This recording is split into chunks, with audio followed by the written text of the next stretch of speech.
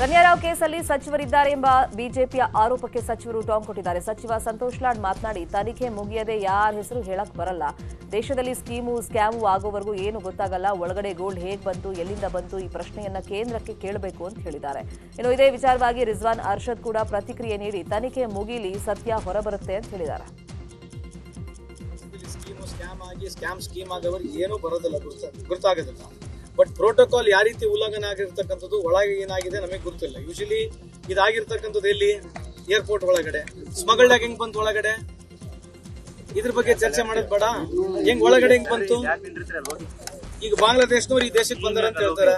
ಕರ್ನಾಟಕದಲ್ಲಿ ಬಂದಾರ ಬಾಂಗ್ಲಾದೇಶನವರು. ಹೆಂಗ್ ಬಂದ್ರು ಬಾಂಗ್ಲಾದೇಶನವರು? ಈ ಗೋಲ್ಡ್ ಕೂಡ ಸ್ಮಗಲ್ ಆಗಿ ಬಂದಿದೆ.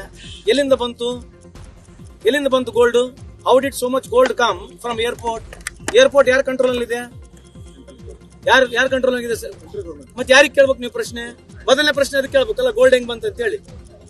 ಫಸ್ಟ್ ಇನ್ವೆಸ್ಟಿಗೇಷನ್ ಆಗ್ಲಿ, ಮಾಡೋಣ. ಪ್ರೋಟೋಕಾಲ್ ಶಿಷ್ಟಾಚಾರ ಉಲ್ಲಂಘನೆ ಆಗಿದೆ, ಅದ್ರ ಬಗ್ಗೆ ಚರ್ಚೆ ಮಾಡೋಣ. How did this gold come? ಈ ಪೋರ್ಟ್ಲಿಂದ ಪುಣ್ಯ ಇದೆ, ಒಂದು ಪೋರ್ಟ್ ನಾಗಿದೆ, ಬೇರೆ ಬೇರೆ ಏರ್ಪೋರ್ಟ್ ನಲ್ಲಿ ಎಷ್ಟು ಗೋಲ್ಡ್ ಬಂದಿದೆ, ಪೋರ್ಟ್ ಗಳಿಗೆ ಎಷ್ಟು ಗೋಲ್ಡ್ ಬಂದಿದೆ ಮಾಹಿತಿ ಬೇಕಲ್ಲ. ಸಂಪೂರ್ಣವಾಗಿ ಅವ್ರನ್ನೇ ಕೇಳ್ಬೇಕು ನಾವು. How did this gold come?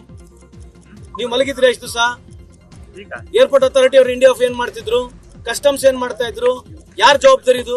ನೋಡಿ, ಇದರಲ್ಲಿ ಬಹಳ ಸ್ಪಷ್ಟವಾಗಿ ಎಲ್ಲೋ ಒಂದ್ ಕಡೆ ಏರ್ಪೋರ್ಟ್ ಒಳಗಡೆ, ಅವಳು ವಿಮಾನ ನಿಲ್ದಾಣದ ಒಳಗಡೆ ಅವಳಿಗೆ ಸಹಾಯ ಆಗಿದೆ, ಪ್ರೋಟೋಕಾಲ್ ಕಡೆಯಿಂದ ಸಹಾಯ ಆಗಿದೆ ಅಂತ ಹೇಳಲಾಗಿದೆ. ಪ್ರೋಟೋಕಾಲ್ ರವರು ಯಾರಿಗೆ ಪ್ರೋಟೋಕಾಲ್ ಕೊಡಬೇಕು ಅಂತ ಸ್ಪಷ್ಟವಾಗಿ ನಿರ್ದೇಶನ ಇರುತ್ತೆ. ಯಾರಿಗೂ ಅದನ್ನು ಮೀರಿ ಪ್ರೋಟೋಕಾಲ್ ಸಹಾಯ ಮಾಡಿದ್ರೆ ಅದು ನಿಯಮದ ಉಲ್ಲಂಘನೆ. ಪ್ರೋಟೋಕಾಲ್ ಕೊಡಬೇಕಾದ್ರೆ ಸರ್ಕಾರದಲ್ಲಿ ಯಾವುದೋ ಒಂದು ಹುದ್ದೆಯಲ್ಲಿ ಇರಬೇಕು ಅಥವಾ ಏನೋ ಒಂದು ಸ್ಥಾನಮಾನದಲ್ಲಿ ಇರಬೇಕು. ಇವರು ಯಾರೋ ಆಫೀಸರ್ ಮಗಳು ಅಂತ ಹೇಳಿ ಅಥವಾ ಏನೇ ಮಿನಿಸ್ಟರ್ ಮಗ ಅಂತ ಹೇಳಿ ಪ್ರೋಟೋಕಾಲ್ ಕೊಡಕ್ ಬರೋದಿಲ್ಲ. ಗ್ಯಾರಂಟಿ ಅನುಷ್ಠಾನ ಸಮಿತಿಗೆ ಕಾಂಗ್ರೆಸ್ ಕಾರ್ಯಕರ್ತರ ನೇಮಕ ಹಾಗೂ ಸರ್ಕಾರದಿಂದ ವೇತನ ವಿಚಾರವಾಗಿ ಡಿಸಿಎಂ ಡಿಕೆಶಿ ರಿಯಾಕ್ಟ್ ಮಾಡಿದ್ದಾರೆ. ಪಕ್ಷಕ್ಕೆ ಯಾರು ದುಡಿದಿದ್ದಾರೆ ಅಂತವರನ್ನ ಗುರುತಿಸುವ ಕೆಲಸ ಮಾಡಿದ್ದಾರೆ. ಶಾಸಕರ ಅಧಿಕಾರ ನಾವೇನು ಕಿತ್ಕೊಂಡಿಲ್ಲ ಅಂತ ಹೇಳಿದ್ರು. ಗ್ಯಾರಂಟಿ ಸಮಿತಿ ಅಧ್ಯಕ್ಷರನ್ನ ನಾವು ಬದಲಾಯಿಸೋದಿಲ್ಲ ಅಂತಾನೂ ಹೇಳಿದ್ರು. ಇದೇ ವೇಳೆ ಬಿಜೆಪಿ ಹೋರಾಟ ವಿಚಾರವಾಗಿ ಮಾತನಾಡಿದ ಅವರು, ಹೋರಾಟ ಮಾಡೋರಿಗೆ ನಾವು ಬೇಡ ಅಂತ ಹೇಳಲ್ಲ ಅಂತ ಕೌಂಟರ್ ಕೊಟ್ಟಿದ್ದಾರೆ. ನಮ್ದು ವಿರೋಧ ಅಲ್ಲ, ನೀವು ಆ ಸಮಿತಿ ಮಾಡಿ ಅಧ್ಯಕ್ಷನ್ ಮಾಡಿದ್ರಲ್ಲ ಅಂತ ವಿರೋಧ. ಗ್ಯಾರಂಟಿ ಮಾಡಿದ್ದಾರೆ.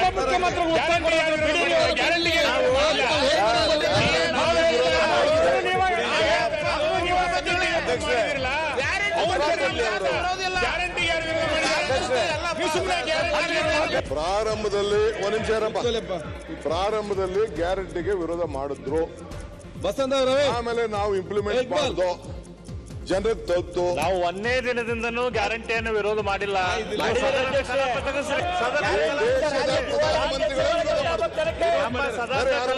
At any point of time ಈ ಕಾಂಗ್ರೆಸ್ ಸರ್ಕಾರ ಅಧಿಕಾರ ಎಲ್ಲಿವರೆಗೂ ಇರ್ತದೋ ಈ ಗ್ಯಾರಂಟಿನ ನಾವು ಯಾವ ಕಾರಣಕ್ಕೂ ನಿಲ್ಲಿಸಲಿಕ್ಕೆ ಸಾಧ್ಯ ಇಲ್ಲ. ಬೆಂಗಳೂರಲ್ಲಿ ಬಿಜೆಪಿ ಜನರಲ್ ಸೆಕ್ರೆಟರಿ ಮಂಜುಳಾ ಆತ್ಮಹತ್ಯೆಯನ್ನು ಮಾಡಿಕೊಂಡಿದ್ದಾರೆ. ನಿನ್ನೆ ಮಧ್ಯಾಹ್ನ 2:30ಕ್ಕೆ ಮತ್ತಿಕೆರೆಯ ತಮ್ಮ ನಿವಾಸದಲ್ಲಿ ಡೆತ್ ನೋಟ್ ಬರೆದಿಟ್ಟು ಸೂಸೈಡ್ ಮಾಡಿಕೊಂಡಿದ್ರು. ನನ್ನ ಸಾವಿಗೆ ನಾನೇ ಕಾರಣ, ಜೀವನದಲ್ಲಿ ಹೆಸರು ಮಾಡಬಹುದು, ಹಣ ಗಳಿಸಬಹುದು, ಆದರೆ ನೆಮ್ಮದಿ ಇರಬೇಕು. ಮಲ್ಲೇಶ್ವರಂ ಶಾಸಕ ಅಶ್ವಥ್ ನಾರಾಯಣ ಅಣ್ಣ, ನನ್ನನ್ನು ಕ್ಷಮಿಸ್ಬಿಡಿ, ನನ್ನ ಸಾವಿಗೆ ನಾನೇ ಕಾರಣ ಅಂತ ಬರೆದಿಟ್ಟು ಸೂಸೈಡ್ ಮಾಡಿಕೊಂಡಿದ್ದಾರೆ. ವಕೀಲೆ ಜೀವ ಆತ್ಮಹತ್ಯೆ ಕೇಸ್ನಲ್ಲಿ ಡಿವೈಎಸ್ಪಿ ಕನಕಲಕ್ಷ್ಮಿ ಅವರನ್ನ ಎಸ್ಐಟಿ ತಂಡ ಬಂಧಿಸಿದೆ. ವಕೀಲೆ ಜೀವ ಅವರನ್ನ ಬೋವಿ ಅಭಿವೃದ್ಧಿ ನಿಗಮ ಹಗರಣದ ಬಗ್ಗೆ ತನಿಖೆ ನಡೆಸಲಾಗಿತ್ತು. ತನಿಖೆಯ ವೇಳೆ ವಕೀಲೆ ಜೀವ ಅವರನ್ನ ಕನಕಲಕ್ಷ್ಮಿ ವಿಚಾರಣೆಯನ್ನು ನಡೆಸಿದರು. ಸದ್ಯ ವಿಚಾರಣೆಯ ವೇಳೆ ಅರಬೆತ್ತಲೆ ಮಾಡಿ ಕಿರುಕುಳ ಕೊಟ್ಟಿದ್ದಂತಹ ಆರೋಪದ ಅಡಿ ಡಿವೈಎಸ್ಪಿ ಕನಕಲಕ್ಷ್ಮಿ ಅವರನ್ನ ಬಂಧನ ಮಾಡಲಾಗಿದೆ. ಎಸ್ಐಟಿ ತನಿಖೆ ವೇಳೆ ಕನಕಲಕ್ಷ್ಮಿಯ ಸಾಕ್ಷ್ಯ ಪತ್ತೆಯಾಗಿವೆ. ಜೀವ ವಿಚಾರಣೆ ವೇಳೆ ಮಾಡಿದಂತಹ ವಿಡಿಯೋಗ್ರಫಿಯೇ ಡಿವೈಎಸ್ಪಿ ಬಂಧನಕ್ಕೆ ಕಾರಣವಂತೆ. ವಕೀಲೆ ಜೀವ ಡೆತ್ ನೋಟ್ನಲ್ಲಿ ಮಾಡಿದಂತಹ ಗಂಭೀರ ಆರೋಪಗಳಲ್ಲಿ 90% ವಿಡಿಯೋದಲ್ಲೇ ಬೆಳಕಿಗೆ ಬಂದಿದೆ. ಇನ್ನು ವಿಡಿಯೋ ಚಿತ್ರೀಕರಣವನ್ನು ಸುದೀರ್ಘವಾಗಿ ಮಾಡದೆ ಕಟ್ ಮಾಡಿ ಮುಂದುವರಿಸಿರುವುದು ಬೆಳಕಿಗೆ ಬಂದಿದೆ. ಒಟ್ಟಾರೆ ಪ್ರಕರಣದಲ್ಲಿ 32 ಮಂದಿಯ ಹೇಳಿಕೆಯ ಎಸ್ಐಟಿ ದಾಖಲಿಸಿ ತನಿಖೆಯನ್ನು ಕೈಗೊಂಡಿದ್ದಾರೆ. ವಿಧಾನ ಪರಿಷತ್ನಲ್ಲಿ ನಿನ್ನೆ 9 ವಿಶ್ವವಿದ್ಯಾಲಯಗಳ ಮುಚ್ಚುವಂತ ವಿಚಾರ ಭಾರೀ ಚರ್ಚೆಯಾಯಿತು. ಚರ್ಚೆಗೆ ಸರ್ಕಾರದ ಕಡೆಯಿಂದ ಸಚಿವ ಎಂಸಿ ಸುಧಾಕರ್ ಉತ್ತರ ಕೊಟ್ಟರು. ಕನ್ನಡ ವಿವಿಯಲ್ಲಿ ಕರೆಂಟ್ ಬಿಲ್ ಕಟ್ಟೋಕೂ ದುಡ್ಡಿಲ್ಲ. ರಾಜ್ಯದಲ್ಲಿ ಬೋಧಕ ಸಿಬ್ಬಂದಿ ಇಲ್ಲದ ವಿವಿಗಳಿವೆ. ರಾಜ್ಯದಲ್ಲಿ 3600ಕ್ಕಿಂತ ಹೆಚ್ಚು ಕಾಲೇಜುಗಳಿವೆ. 733 ಕಾಲೇಜುಗಳಲ್ಲಿ ಸ್ನಾತಕೋತ್ತರ ಕೋರ್ಸ್ ನಡೀತಿವೆ ಅಂತ ಹೇಳಿದ್ರು. ವಿವಿಗಳ ವಿಚಾರದ ನಡುವೆ ಗ್ಯಾರಂಟಿ ಕೂಡ ಚರ್ಚೆಯಾಯಿತು. ಇನ್ನು ಗ್ಯಾರಂಟಿಗೆ ಅಂತ ಹಣ ಕೊಟ್ಟು ಶಿಕ್ಷಣಕ್ಕೆ ಯಾಕೆ ಹಣ ಮೀಸಲಿಟ್ಟಿಲ್ಲ ಅಂತ ರವಿಕುಮಾರ್ ಆಕ್ರೋಶವನ್ನು ವ್ಯಕ್ತಪಡಿಸಿದ್ರು. ಅಗತ್ಯ ಇಲ್ಲದೆ ಇದ್ರೂ ವಿವಿ ಮಾಡಿದ್ದೇ ಸಮಸ್ಯೆಗೆ ಕಾರಣ ಅಂತ ಸುಧಾಕರ್ ತಿರುಗೇಟನ್ನ ಕೊಟ್ಟರು. ಪರಿಷತ್ನಲ್ಲಿ ನಿನ್ನೆ ಸಭಾಪತಿ ಹೊರಟ್ಟಿ ಹಾಸ್ಯ ಚಟಾಕಿಯನ್ನ ಹಾರಿಸಿದರು. ಯೂನಿವರ್ಸಿಟಿಗಳನ್ನು ಮುಚ್ಚಬಾರದು ಅಂತ ಸದಸ್ಯರ ಚರ್ಚೆ ವೇಳೆ ಮಾತನಾಡಿದ ಭೋಜೇಗೌಡ ಕೊಡಗಿನ ಸಾಧಕರ ಬಗ್ಗೆ ಪ್ರಸ್ತಾಪಿಸಿದರು. ಕೊಡಗಿನ ಮೂಲದ ರಶ್ಮಿಕಾ ಮಂದಣ್ಣರನ್ನು ಸ್ಮರಿಸಿದರು. ರಶ್ಮಿಕಾ ಮಂದಣ್ಣ ಇಂಟರ್ನ್ಯಾಷನಲ್ ಸ್ಟಾರ್ ಅಂತ ಭೋಜೇಗೌಡ ಹೊಗಳಿದ್ರು. ಇದಕ್ಕೆ ವ್ಯಂಗ್ಯವಾಡಿದ ಸಭಾಪತಿ ಹೊರಟ್ಟಿ ಅವರಿಗೆ ಎಲ್ಲಿದ್ದಾರೆ ಕೇಳು ಅಂತ ಹೇಳಿದ್ರು. ಈ ವೇಳೆ ಪರಿಷತ್ ಕಲಾಪ ಹಾಸ್ಯಮಯವಾಗಿತ್ತು. ಸಿನಿಮಾದಲ್ಲಿ ಡೈಸಿ ಬೋಪಣ್ಣ, ಶ್ವೇತಾ ಚೆಂಗಪ್ಪ, ಗುಲ್ಲಂದೇವಯ್ಯ, ರಶ್ಮಿಕಾ ಮಂದಣ್ಣ, ಇವತ್ತು ಇಂಟರ್ನ್ಯಾಷನಲ್ ರಶ್ಮಿಕಾ ಮಂದಣ್ಣ, ಹರ್ಷಿಕಾ ಪೂಣಚ್ಚ, ಪ್ರೇಮ, ನಿಧಿ ಸುಬ್ಬಯ್ಯ, ಅದಿತಿ ಚೆಂಗಪ್ಪ, ರಶ್ಮಿಕಾ ಮಂದಣ್ಣ ಏನು ರಶ್ಮಿಕಾ ಮಂದಣ್ಣ ನಂಬರ್ 1 ಸ್ಟಾರ್. ಇವತ್ತು ಯಾವ ಕೂತ್ಕೊಂಡು ಕೇಳಿ ಅಲ್ಲಿ ಕೂತ್ಕೊಂಡು ನಮ್ಮ ಎಲ್ಲ ಆಫೀಸರ್ಸ್ಗೆಲ್ಲ ಗೊತ್ತು. ಅಲ್ಲ, ಕೆಲವರು ನೀವು don't bring in all in same boat ಇದ್ದಾರೆ. ಕೆಟ್ಟದ್ದು ಮಾಡಿದವರು ಇದ್ದಾರೆ. ಹಾಗಾದ್ರೆ ಒಳ್ಳೆಯವ್ರು ಮಾಡಿದ್ರು. ರಾಜಕಾರಣಿಗಳಲ್ಲಿ ಒಳ್ಳೆಯವ್ರು ಇಲ್ವಾ, ಹುಟ್ಲಿಲ್ವಾ? ಒಳ್ಳೆ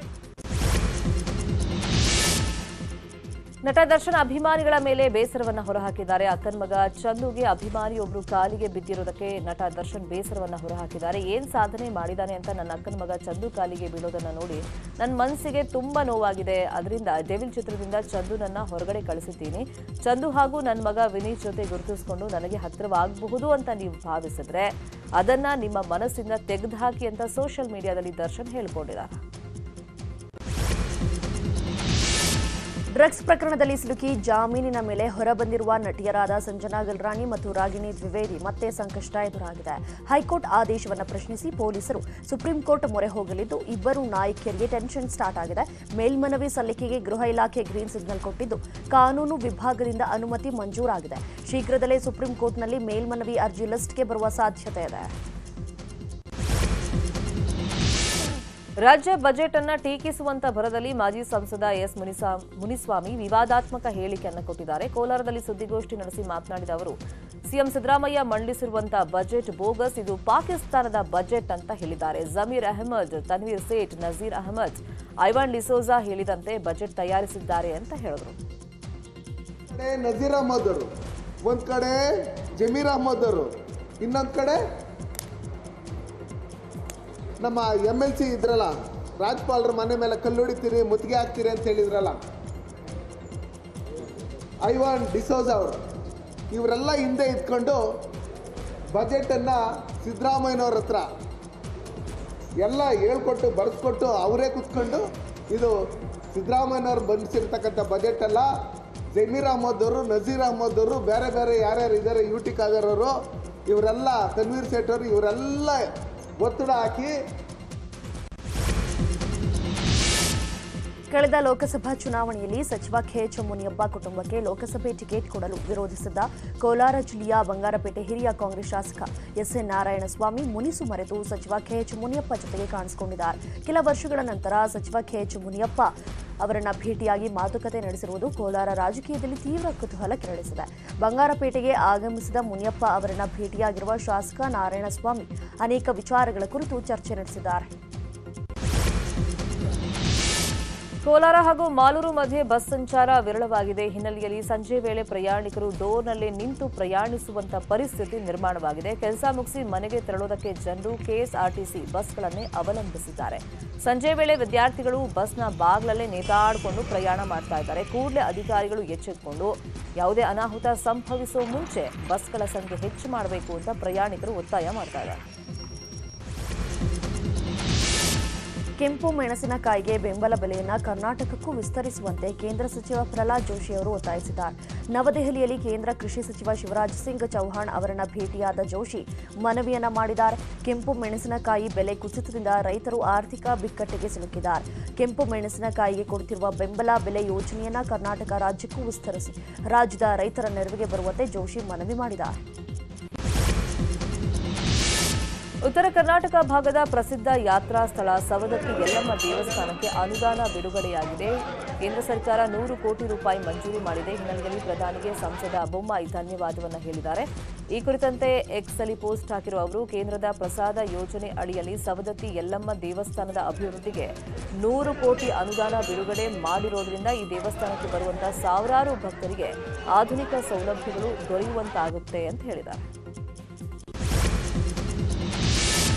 ಬಸ್ ದರ ಏರಿಕೆ ಆಯಿತು, ಮೆಟ್ರೋ ದರ ಏರಿಕೆ ಆಯಿತು. ಇದೀಗ ಬೆಂಗಳೂರಿನಲ್ಲಿ ಆಟೋ ಪ್ರಯಾಣ ದರ ಕೂಡ ಹೆಚ್ಚಾಗುವ ಸಾಧ್ಯತೆ ಇದೆ. ಆಟೋ ಪ್ರಯಾಣ ದರ ಹೆಚ್ಚಳ ಮಾಡಬೇಕು ಅಂತ ಒತ್ತಾಯಿಸಿ ಆಟೋ ಚಾಲಕರ ಸಂಘಗಳು ಆರ್ಟಿಒಗೆ ಮನವಿ ಸಲ್ಲಿಸುತ್ತಾ ಬಂದಿದ್ವು. ಇವತ್ತು ಈ ಕುರಿತಂತೆ ಸಭೆ ನಡೆಸಲು ಸಾರಿಗೆ ಪ್ರಾಧಿಕಾರ ಮುಂದಾಗಿದೆ.